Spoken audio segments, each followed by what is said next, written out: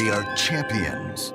They're hustlers and Hall of Famers. They're the world's greatest pool players, and they've come to the International Pool Tour's King of the Hill 8-Ball Shootout for two very good reasons. To win the biggest prize money the sport has ever known, and to dethrone the current King of Pool, Mike the Mouth Siegel.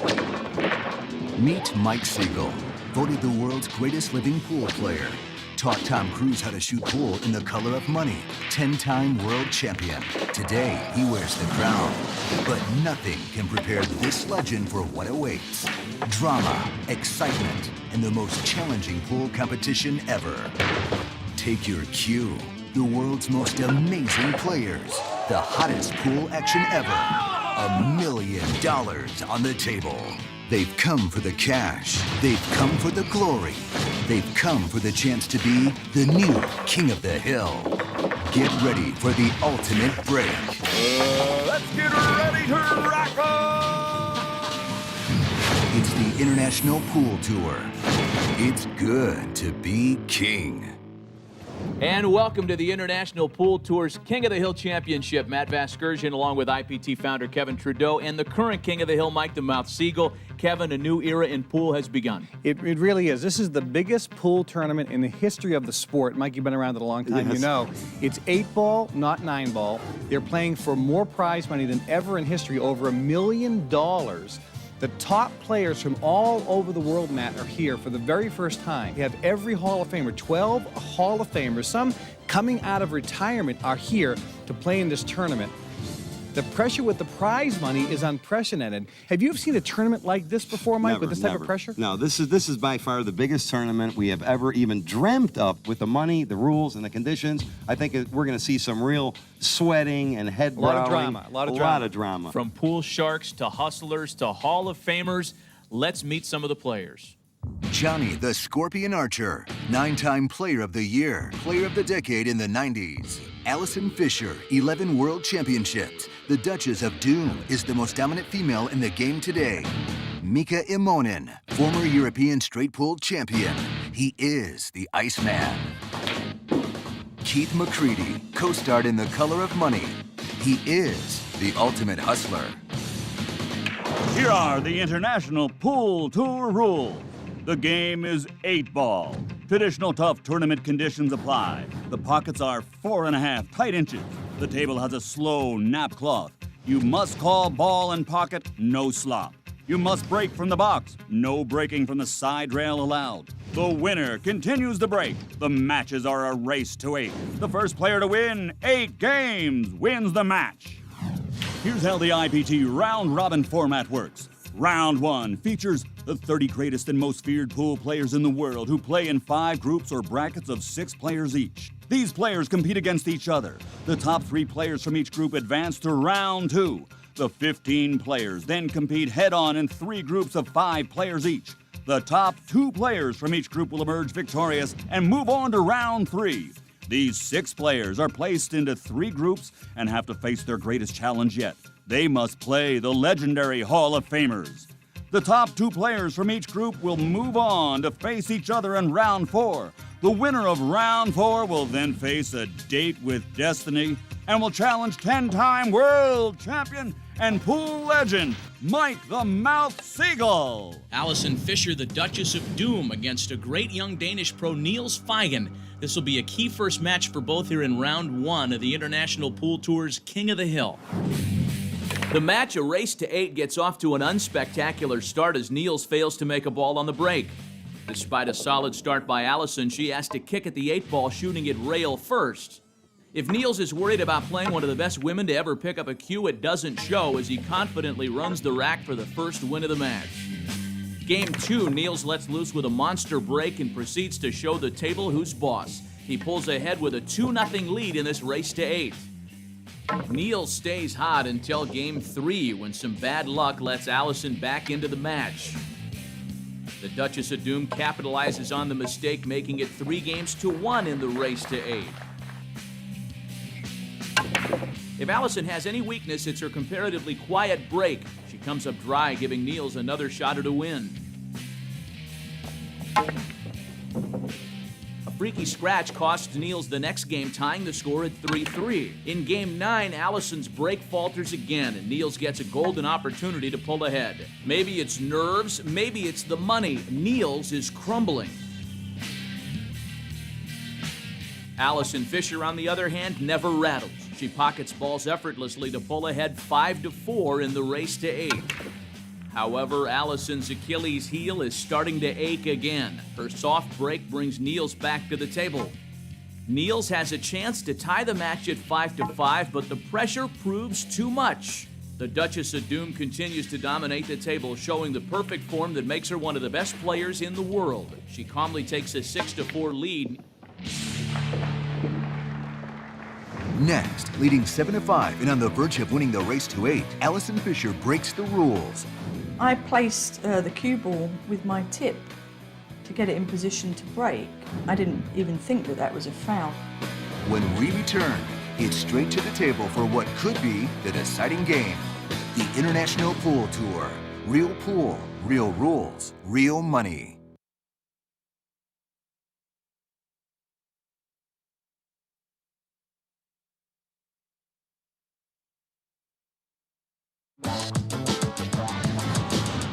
Well, at the start of the game, I placed the cue ball with my tip to get it in position to break, which, as long as you're behind the line, I didn't even think that that was a foul, and the referee came out of the nowhere, the woodwork, literally, and said foul, and I'm like, what for? So I didn't really realise that you couldn't do that. So right off the bat, I've given the break up.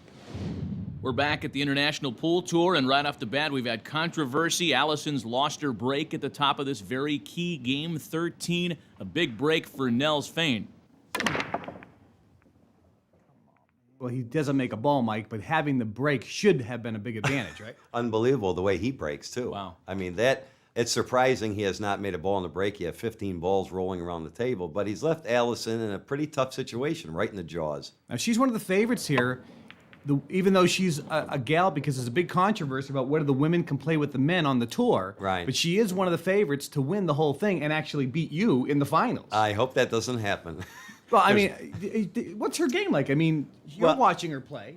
You've never played her, though. No, I've never played her. I've watched her play. She pockets balls unbelievable, but I still got to go back to the same thing, is if you look at Niles or most of the men's break and you look at the women's break, that is the big factor. So a guy like Niles right there could have shut the match out. Okay, he's down 7-5. He could have run 3 racks and out easily, where I don't think Fisher can put that kind of pressure on a guy. Even as highly decorated as Allison Fisher is, she is perhaps the greatest female player in the world. Right. Or arguably the greatest that's ever lived. But see, the women's conditions and these conditions are totally different. You look at the table, Mike. Is she going to run? Because the balls seem to be spread everywhere. Is she going to run out the table here, or does she have a problem? She has a little problem on the yellow ball, which earlier when she shot the ball, the 3 ball, I believe, she tried to get on the yellow ball. See, now she's in a very tough situation.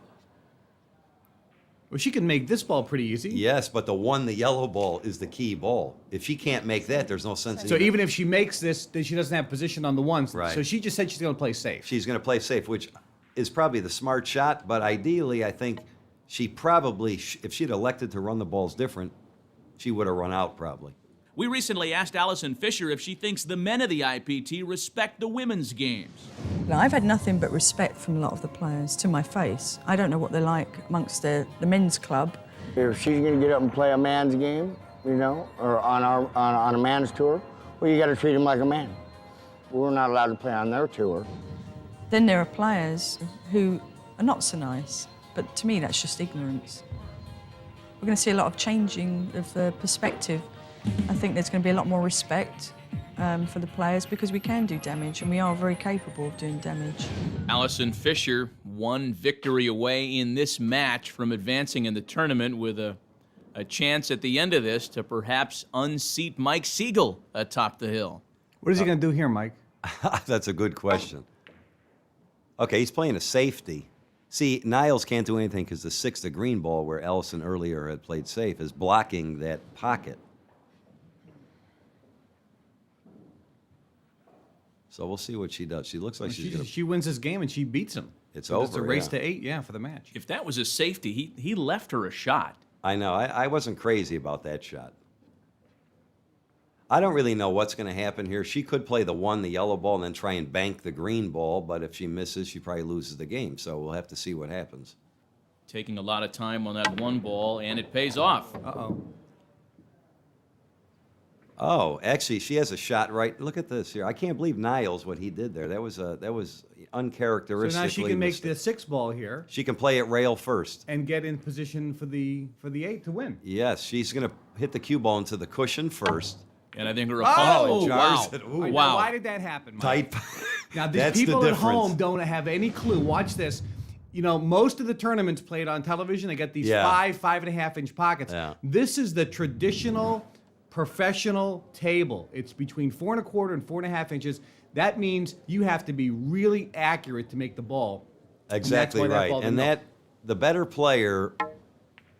better player that plays better position on a table like this will come out ahead way more than the shot maker or someone that doesn't know what they're doing. Now, is that miss going to cost her this game? Well, the 6, the green ball is hanging in the correct spot because the 15 ball, the ball that's closest to the 6 ball, where the he red is- stripe there, yeah. with the red stripe, that ball is going to give him problems. He can either A, try and break it out. He's not concerned about these.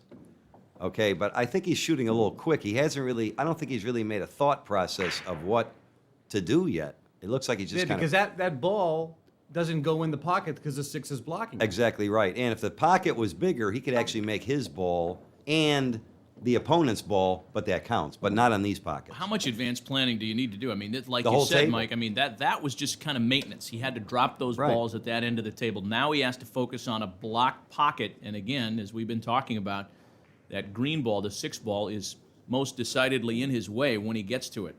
Well, ideally, he could bank the ball. It's in a good spot.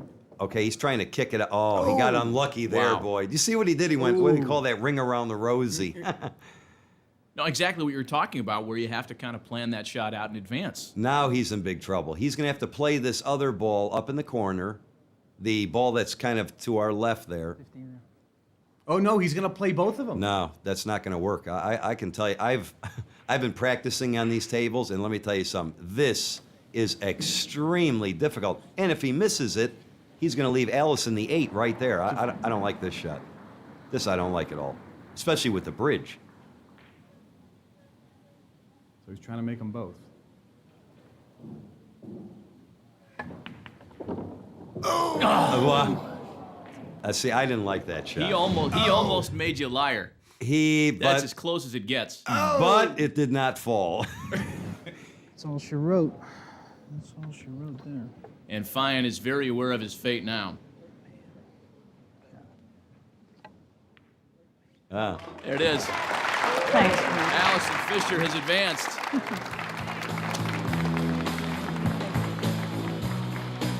Coming up, Mika Immonen, the Iceman from Finland, goes face-to-face with Earl the Pearl Strickland, one of pool's greatest players and one of its most volatile and unpredictable. They turned me into a clown if I try to tell them their bellies touched it. They look at me and tell me I'm a crybaby. Yeah. They can't do that. The International Pool Tour. Real pool, real rules, real money.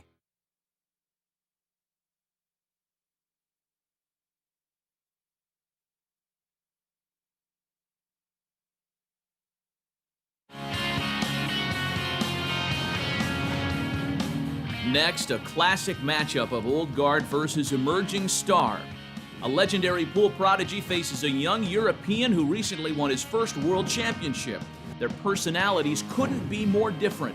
Earl the Pearl Strickland is known for his fiery temper and occasional antics, while Mika the Iceman Immonen possesses an almost inhuman focus and self-assurance. Yeah, against Earl, the strategy is just ignore him. Earlier in my career, I had a very hard time beating him because he is a great player, but he was kind of sometimes, he could rattle me a little bit. But if you're trying to mess with me, I'm going to come back at you, and you're going to regret that you ever try to mess with me. If I'm playing well, I'm a very difficult player to beat. If the table's playing easy and the balls are breaking easy and the guy's just running out, then I don't really even want to play. But if the table is difficult, I'll be all over you. The Iceman versus the Pearl. This is their first match here at the IPT King of the Hill Round Robin, and given the intense competition of the Round Robins, it's so important that a player get off to a good start with a win. Mika starts out strong in game 1 of this race to 8, making tough shots look easy. If he's worried about playing a living legend, the Iceman never shows it as he coolly widens the gap to 2-zip. It takes until game 3 for the Iceman to start to melt. In the middle of a tough rack, Mika hooks himself. He makes a legal hit but fails to pocket a ball, giving Earl his first turn at the table. Strickland starts strong but quickly looks worried. Just a few shots later, he misses a ball he'd usually make with his eyes closed. Is the chill of the Iceman starting to cool Earl the Pearl? The start of rack 4 has Strickland talking to himself. Never a good sign. Mika fails to pocket a ball, and Earl finally shows why he's one of the most respected players in the world by making shot after shot, running the table with ease. Earl's down 3-1 in this race to 8 and may be poised for a comeback. But despite an open table, the question remains, can he hold himself together? In a completely unforced error, Earl comes up short and leaves himself an impossible shot. Lose again. No way to make it now. He misses, giving Mika the chance to extend his lead. Rather than taking a chance at missing a hard shot, Mika chooses to play it safe, hiding the cue ball behind 2 of his balls.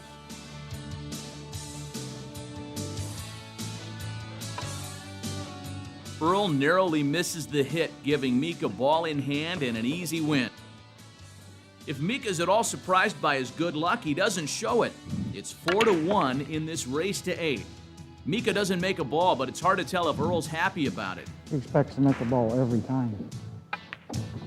Once again, the open table seems more of a burden to Earl than an opportunity. With the Pearl clearly dissatisfied with his play, another inexplicable miss brings Mika to the table for another easy win. It's 6-1 in this race to 8, and Mika gets another chance to practice his break, but he comes up dry. Earl pulls himself together this time to run the table. Is he finally ready to play? Game 9 now, and Earl starts to look relaxed and confident as he pockets the balls with authority. Despite himself, Earl runs the table to make it 6-3. Game 10 is an unmitigated disaster for Earl. Despite the powerful break, he's unable to drop a ball. Into that. Mika gets ready for action, undeterred over losing the last few games. However, just when it looks as though Mika's won the match, he hangs the 8-ball to let Earl back onto the table. But it seems as though the Pearl has predetermined his own fate. He gets bad position after making a tough combination shot and now has to play it safe. But today, Earl's safety isn't safe enough. Yeah. That guy's short me. He's right there. I ain't up nothing to do. I ain't playing then. Mika shoots a great massé shot, curving the cue ball just enough to pocket the 8-ball. The Iceman pulls ahead 7-3, needing just one more win in the race to 8. In Game 11, Mika again doesn't pocket a ball on the break, but does it even matter at this point? More great shot making, and Earl's still not happy. Over there. Go in, 8. Nothing but a loser. If Earl's whining is a distraction to Mika, the Iceman doesn't show it. He nails the final 8-ball to Earl's sarcastic applause. Is that match? Oh, it is? Good shoot. And Earl, what happened in this game?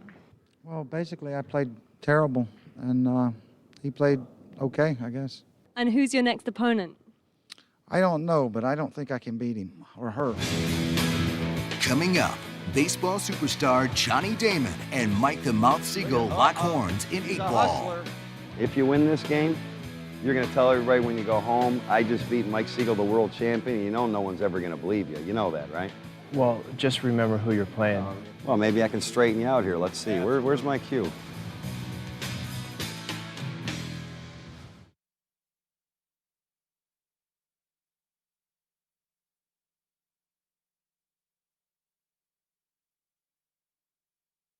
You're watching the International Pool Tour. For a schedule of events and to learn how you can qualify to play for over $8 million in prize money, log on to internationalpooltour.com. Next, two of the most colorful characters in pool face off in a battle of personalities. In this, their first match of the day here at the IPT King of the Hill Round Robin. Shawn Big Bubba Putnam crawled up through the ranks of the regional tour system, which he dominated for 6 straight years before turning pro in 1999.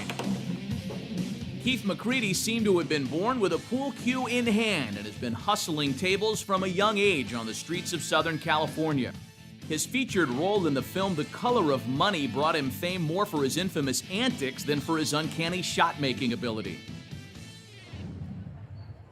Well, The Color of Money is certainly here at the International Pool Tour. $1 million on the line and two very original characters in this one, Putnam versus McCready.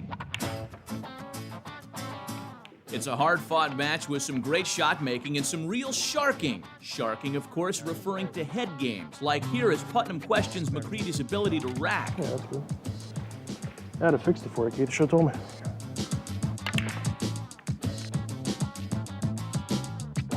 In Game 11, with the match tied at 5-5 in the race to 8, Big Bubba, formerly known as Love Sponge, clearly has no love for an unsuspecting waitress who gets in the line of fire. The water lady. She has a case of water and walks right in front of my shot. I only have 13 bottles of water at my table, and she has to come out here and set another bottle of water down on my table. I can't drink 13 bottles the whole tournament. So I went dead off. I went screaming to the tournament director and had to get her eliminated from the tournament. But McCready, known for wild antics of his own, isn't affected by Big Bubba's psychological head game. With McCready leading 6-5 and the match on the line and no waitress in sight, Putnam stays alive and pulls ahead of McCready 7-6 in the race to 8. So with gamesmanship the order of the day, which two of these game players will survive? It's 7-6, Shawn Putnam, Big Bubba leading in the race to 8. We're back at the International Pool Tour, $1 million in prize money on the table here. Shawn Putnam has the ever-important break, needing just one victory here to claim the match.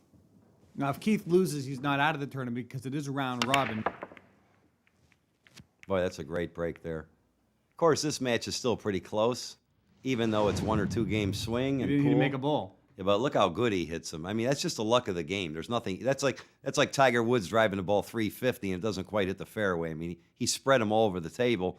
Sometimes they go and sometimes they don't. All right, you're Keith McCready right now, Mike. Is this an easy layout for you? Well, he's got a good opportunity. The cue ball's froze on the cushion, but the balls look like they're open pretty well. You got a couple balls tied up at the bottom now, here. He's got one of the weirdest strokes you've ever seen. He's doing that left-handed, but explain why he's got this like sidearm. When he was I actually played Keith McCready. We were both about 15, 16 years old, and Keith played so young that when he got up to the pool table, he wasn't tall enough, so his arm went off to the side, but he never changed.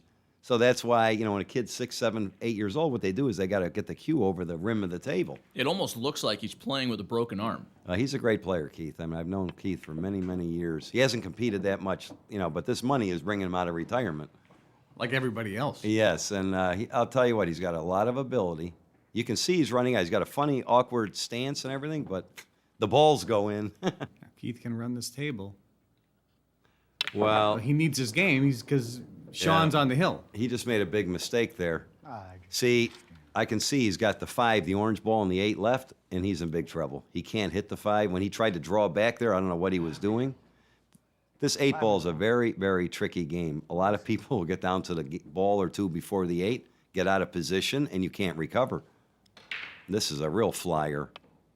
Shawn Putnam out of his chair. Oh, no, wait a minute. He called the wrong pocket. Yeah, he called it in the corner and went right in the side. How you like this? So that's a little unlucky. You have to call the ball and the pocket. Of course. Otherwise, it's the other guy's shot. Yes. There's no slop here. No. Shawn Putnam catches a big break after McCready called the wrong pocket. Not the kind of break you expect. Well, he should clear the table. I mean, I'm not going to predict anything, but this is a horrible feeling is when you're at the 8 there. sitting by itself and your opponent is shooting at his balls. I mean, it's a horrible feeling. We've all been there.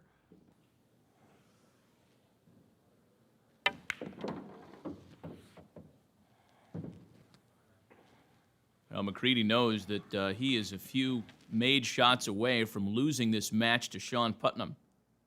Of course, on these tables, I'm going to tell you right now, this game is not over. It's never over till it's over because, like I said before, the conditions are so difficult here that anything can happen. Any shot could be missed. Position up, even right here, he's got to make a nice shot here to draw the 9, the yellow stripe ball. He's got to draw the cue ball all the way down table. Not a lot of deliberating in Shawn Putnam's game here. He is just all business. He must be good. He's left-handed. You're left-handed. Yes.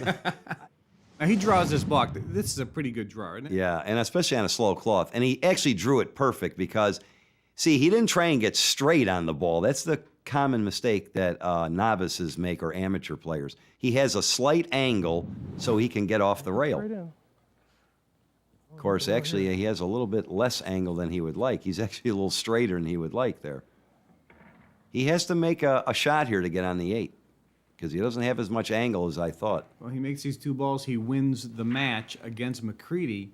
McCready's not out because of the round-robin format. Well, this is not an easy shot on this table. And there's a lot of pressure on him.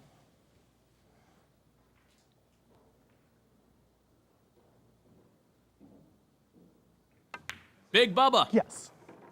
Big Bubba wins the match. Brother. Boy, one that really flip-flopped all match long, and it's Big Bubba that takes care of business. I should have won that match. I really should have. I wish I would have had a couple beers before I played because I would have been more relaxed. I like to have a beer or two before I play. I've done it for 30 years. You know, there's nothing wrong with getting your blood juiced a little bit. You can look at a lot of the players, when they get up there and lose, a lot of them wish they would have had 1 or 2. Coming up next here at the International Pool Tour, Johnny the Scorpion Archer versus the Irish invader Karen Corr. A great one after this.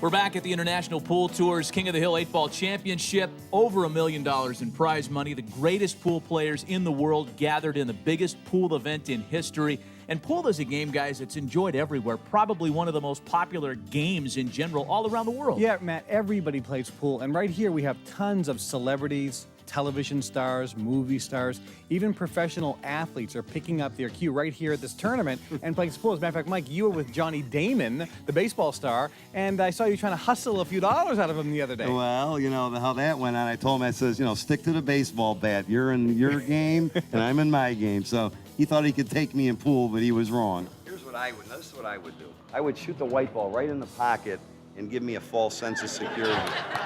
All right, a lot of fun. Mike Siegel, of course, a favorite in that match as well. We get back to the high-stakes portion of the tournament. Johnny the Scorpion Archer against Karen Corr. This is a really tough draw for Karen Corr. Well, Karen's playing in this. It's a round robin, so she plays a lot of players, but she's playing unbelievable pool. The concentration level is amazing, but Johnny Archer, yes. One of the greatest players. Like, yes. Everybody here is one of the greatest players. This is a tough matchup, though. Yeah, very tough, very tough. And, I still have to make Archer the favorite, obviously. But here's the other thing that people don't realize. The men are not allowed to play in the women's tour, but some of the women are playing in the men's tour. That puts an added pressure onto all the players. I don't like playing the women in tournaments personally, but we'll see what happens. All right, let's take you right to the table. A tough draw and an uphill battle for Karen Corr. Karen Corr in the round robin thus far has played 2 matches and is 1-1. Archer the Scorpion also 1-1 on the day thus far, so this is clearly a pivotal match for both. Karen Corr fails to make a ball on the break, but gets a rare chance back to the table when Archer's sloppy shot hangs the ball in the pocket. Uncomfortable bridging over an interfering ball, Karen misses a relatively easy combination shot, giving Archer another chance. However, careless cue ball position from Archer gives Corr ball in hand, and the first win of the match. It's anyone's match at 1-1 in this race to 8, and Archer's powerful break puts him in the driver's seat. Then another uncharacteristic mistake shows Archer how tough Corr can be. All Johnny Archer can do is watch the Irish invader chalk up another win. It's 2-1 now in the race to 8, and Corr's break finally works. An underestimation of the slow speed of the napcloth should be the end, but more bad position play leads to another miss, and this one's fatal. Karen Corr easily runs the table. Corr very much knows she can't let Archer back to the table. Just when it looks like it's Corr's day, a rattled ball could lead to disaster.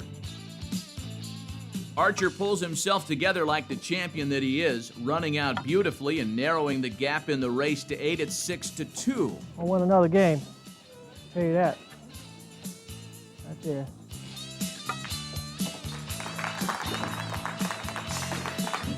If I don't win another one, I won that one.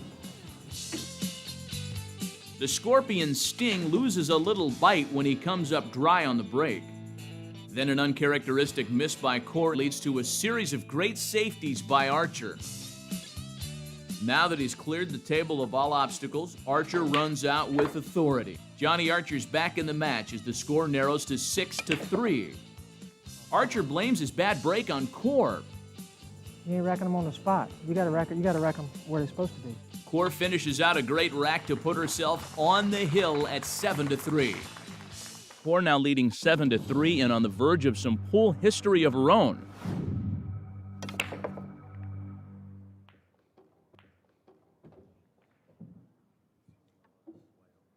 You know, guys, some have suggested that there's really, this is a no-win for Johnny Archer. Yes. If he destroys Karen Corr, well, then of course he was supposed to. If he loses to Karen Corr, then he tanked it. You never hear the end of it. Well, I mean, I've said this before. With the women in this match, Corr, Fisher, and some of the other women, they're great players. They're great players. I don't think they can win the tournament, in my opinion, but I think winning a match, I think they can easily do that. And Johnny Archer is a world-class player with the score, in this case, being 7-3, considering that Corr's break is really weak, but she's making balls. The balls are pretty much set up very nicely in this rack. You see there's really not any problems. Nothing is stuck together. And I'm a little in disbelief myself because, you know, Johnny Archer's a great player. I could see if this match was a little closer, but this is a must-win situation. But Johnny Archer really can't do anything with Corr at the table.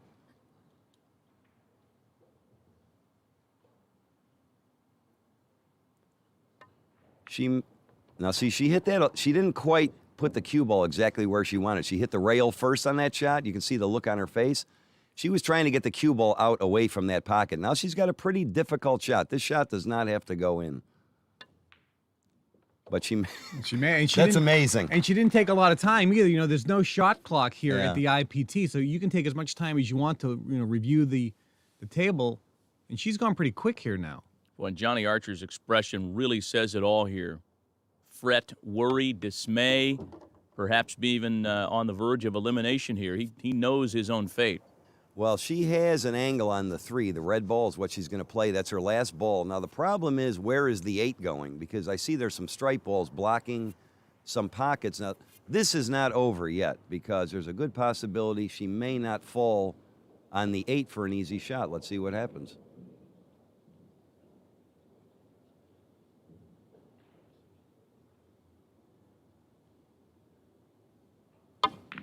Karen now, Corr. look at this. Wait, watch it. Boy, she got a little lucky there. She makes a great shot. She draws the cue ball back off the stripe ball. Look where the cue ball is going. You see there's things could have happened. She could have got behind that stripe ball. The stripe ball that actually bounced off the rail. So could have tied up the... So that was a lot of luck there as well. There was some luck. It was an educated guess shot, but it didn't have to turn out this perfect. And there Karen you are. She just beat Johnny Archer. I mean, he's been the player of the year for many years. I know. It's hard. And she beat him. She didn't beat him. She pounced on him. I mean, 8-3 is a beating. What went wrong was I was just nervous. I didn't play my game. I got caught up playing her and not the table. And what I mean by that is I played her as a woman. I took her too lightly. And, you know, I will not do that next time. The International Pool Tour is brought to you by NaturalCures.com. It's your alternative to drugs and surgery.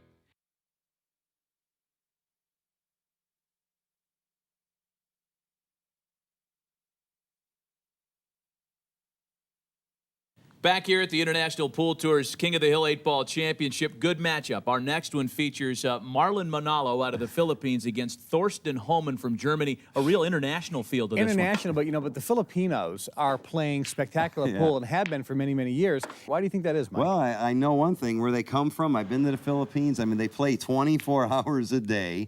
You were telling me that they really do sleep in the pool. When I was over in the Philippines, to give you an idea, about 12, 13 years ago, Ephraim Reyes, we were playing in a pool room. We came back the next morning. He was literally sleeping under the pool table. All right, we take you now to Manalo versus Homan. One of these players hoping to get a crack at current king Mike the Mouth Siegel and their share of the $1 million in prize money. Manalo has already won 2 matches here in the round robin, and Homan is 1-1, so he could certainly use the win here. Manalo proves that Filipino players can break with the best of them as he gains early control of Game 1 in the race to 8. He runs the first rack as comfortably as if he were practicing at home. But if he forgot he had an opponent, Manalo is quickly reminded when an empty break brings Homan to the table. He wastes no time running out, tying the match at 1-1 in the race to 8. In the blink of an eye, Homan breaks and runs another rack. The score's 2-1. Homan continues the trend with another great break. But a botched safety hands Manalo an open table. Manalo takes the gift and earns the win to tie the match at 2-2.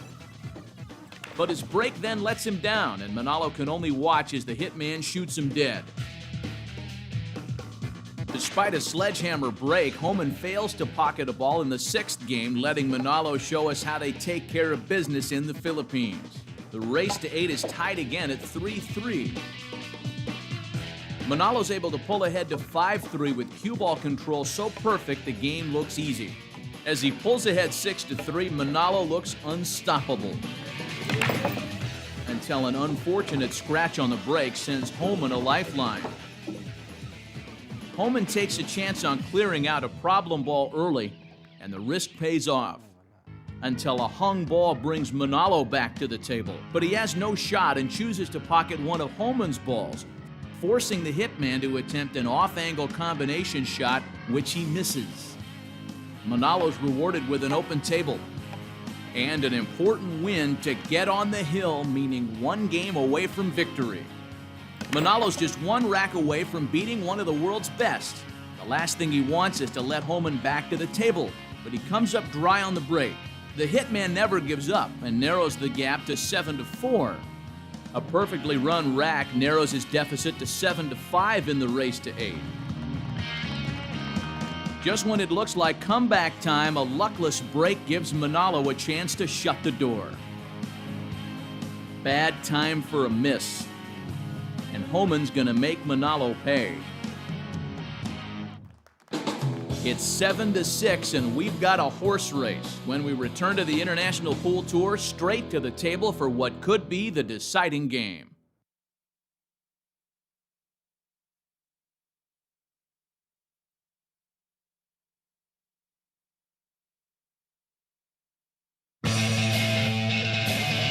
Hi, I am Marlon Manalo of the Philippines.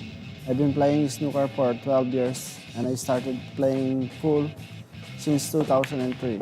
I was raised in Manila. I started to play when my father used to manage players, and he encouraged me to, why don't I try to play this game? No, I have a lot of good players in Manila, like my friend Bustamante.